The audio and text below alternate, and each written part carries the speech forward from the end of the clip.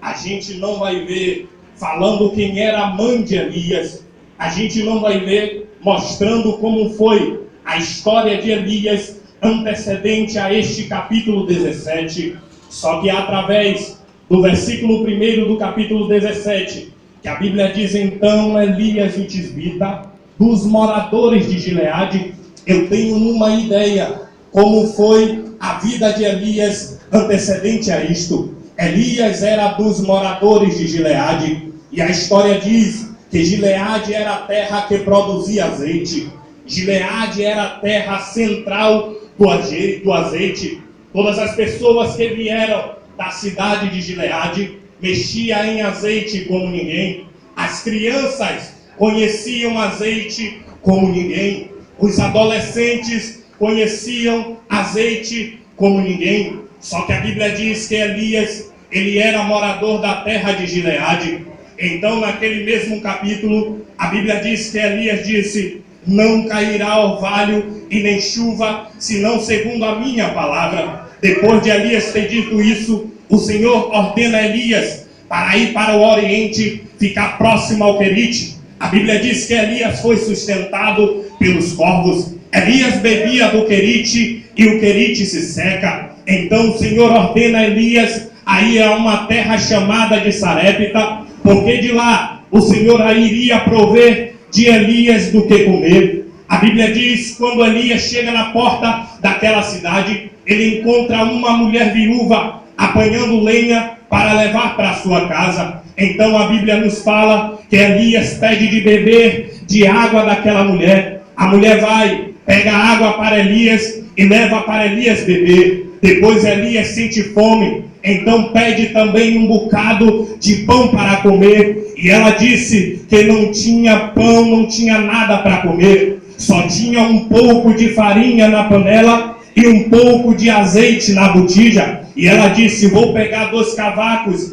e irei preparar um bolo para mim e para os meus filhos, para que nós comamos e morramos. Mas observe uma coisa, que o texto diz que ela tinha um pouco de azeite na botija. Ou seja, daqui eu tenho uma ideia, meditando no texto, que naqueles tempos, por não haver luz elétrica, as lâmpadas ou lamparinas, elas eram sustentadas pelo azeite. Havia um pavio dentro das lâmpadas que era ligado, porque se não tivesse azeite mesmo aceso, o azeite, o pavio acendia fogo, mas na mesma hora se apagava. Mas o azeite era quem sustentava o fogo aceso. Ou seja, a mulher tinha um pouco de azeite na botija, ou ela usava o azeite por não ter tecnologia suficiente em separar o azeite de comer e o azeite para acender lamparinas. A mulher tinha 2 opções: ou ela usava o azeite para poder acender as lâmpadas da sua casa, porque o azeite estava se acabando, ou ela usava o azeite para poder comer, fazer bolo, para que ela e os filhos dela viessem a comer, mas depois viessem saciar a fome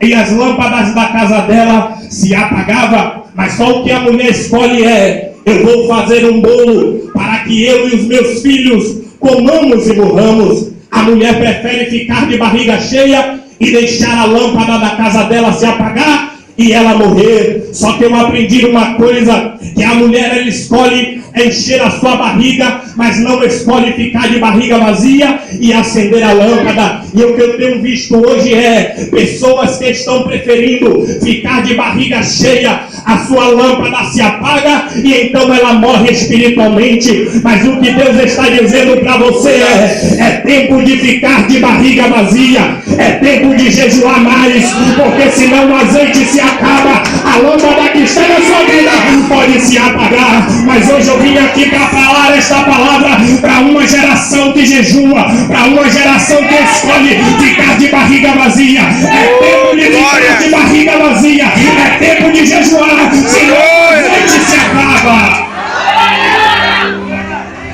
Aqui, na caminhada missionária de Elias, ele unge a Eliseu, que era o seu sucessor.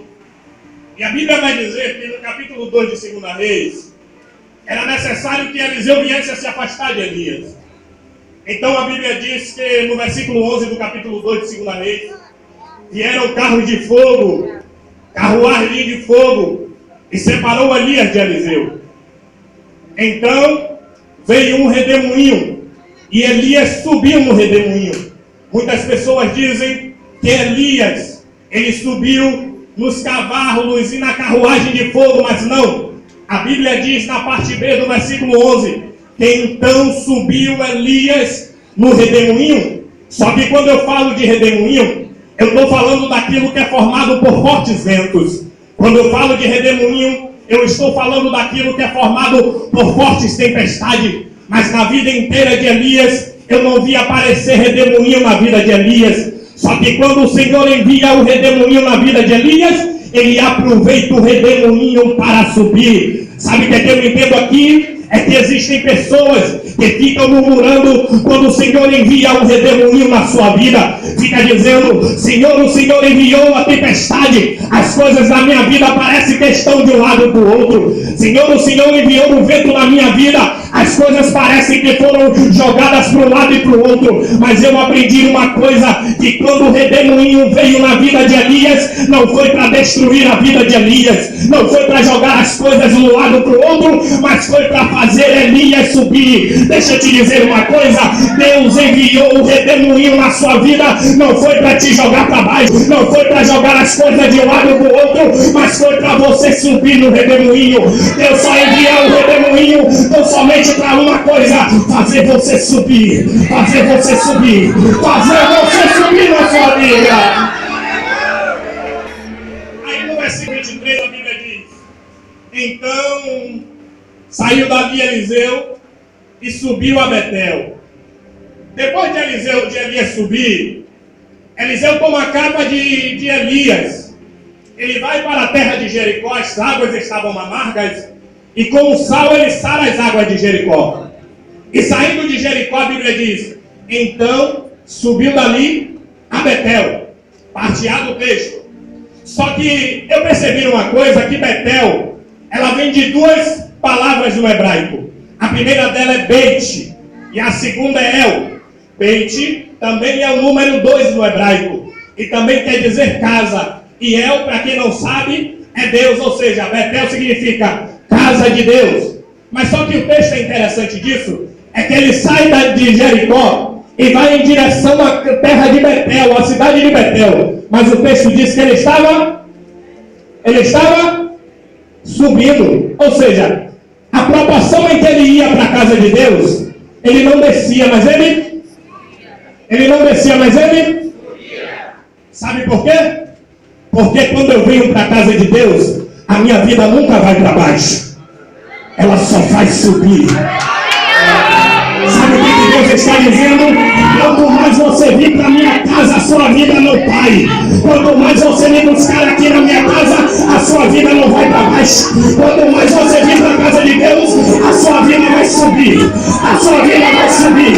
Existem pessoas que ficam dizendo: quanto mais eu venho para a casa de Deus, a minha vida piora. Existem pessoas que ficam dizendo que quanto mais vem para a casa de Deus, a vida dela vai para baixo. Mas através da Bíblia Sagrada eu aprendi uma coisa: quanto mais eu venho para a casa de Deus, a minha vida sobe. Quanto mais eu venho para a casa de Deus, mais eu cresço, mais eu cresço, mais eu cresço, mais eu cresço. Deixa eu te dizer uma coisa: busca mais a Deus na casa dele, não fica dentro de casa, vem mais para a casa de Deus, para que a sua vida venha a subir.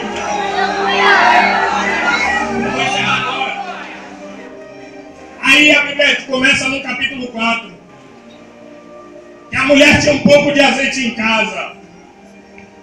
Daí Eliseu manda ela ir buscar vasos, e os filhos delas trazem vasos.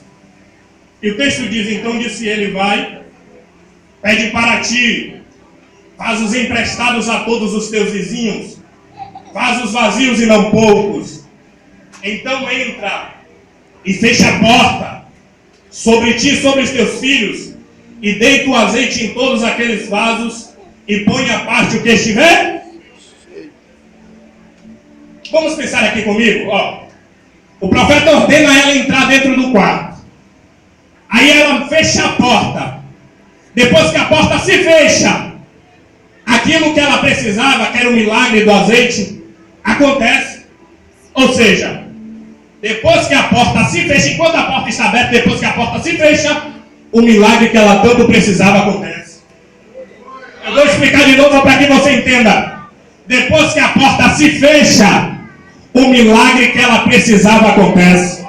Eu vou aplicar para a sua vida para você entender. Talvez você tenha dito a Deus, mas Deus, as portas estão fechadas.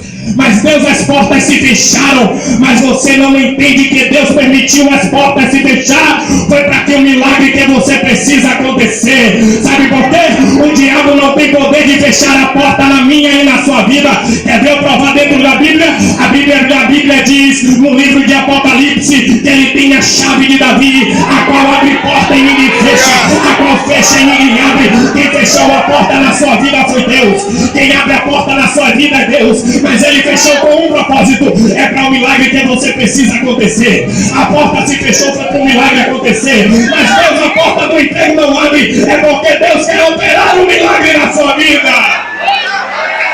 Vou acabar agora nessa aplicação aqui, ó. E dê o azeite em todos aqueles vasos. E põe a parte que estiver. E põe a parte que estiver. Ele ordena ela encher os vasos. Só que quando ela enchia os vasos, ela botava o que, irmãos? A parte. Ou seja, quando o vaso era cheio, o vaso era separado. O vaso era cheio. Depois separado o vaso. Quem ordenou foi o profeta direcionado por Deus. Enche o vaso e põe a parte o que estiver cheio. Sabe por quê? Porque vaso que quer ser cheio não manda misturar. Vou repetir para você entender. Vaso que quer ser cheio não anda misturado. Vaso que quer ser cheio não anda fazendo reunião para poder falar mal do pastor.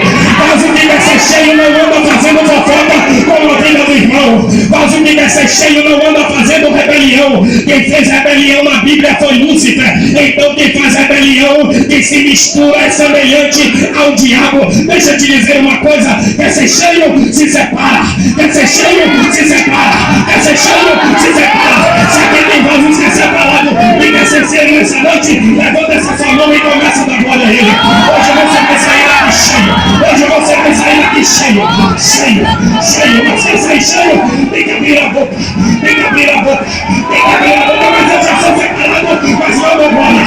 Para ser separado e querer ser cheio, tem que se separar. Tem que dar glória. Então abre essa boca e dá glória nesta noite.